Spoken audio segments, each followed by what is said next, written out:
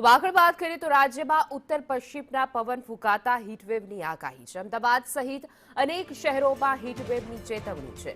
બનાસકાંઠા, પાટણ, ગાંધીનગરમાં પણ હીટવેવની સંભાવના છે, જ્યારે અમદાવાદ, વડોદરામાં પણ હીટવેવની હવામાન વિભાગની આગાહી છે। જ્યારે સૌરાષ્ટ્રની વાત કરીએ તો રાજકોટ, સુરેન્દ્રનગર, પોરબંદરમાં હીટવેવની શક્યતા છે।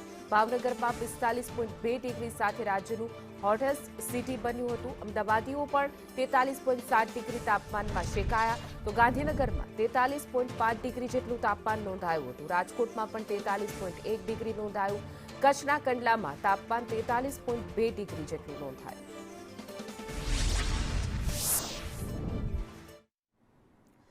તો આજથી ગરમીમાં વધારો થશે અને ઘણા બધા શહેરો અને જિલ્લાઓમાં હીટવેવની શક્યતા વ્યક્ત કરવામાં આવી છે।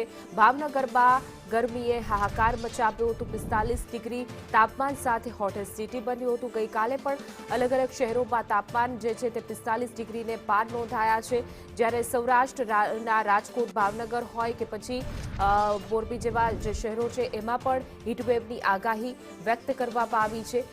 ક્યાંક આજથી ગરમી ઘટશે તો ક્યાંક હજુ પણ ગરમી યથાવત રહેવાની શક્યતા હવામાન વિભાગે વ્યક્ત કરી છે। કચ્છના કંડલામાં પણ જે છે તે ડિગ્રી તાપમાન 40 ડિગ્રીને પાર તાપમાન નોંધાઈ રહ્યું છે। રાજ્યમાં ઉત્તર પશ્ચિમના જે પવનો ફૂંકાઈ રહ્યા છે તેના કારણે હીટવેવની શક્યતા વ્યક્ત કરવામાં આવી છે।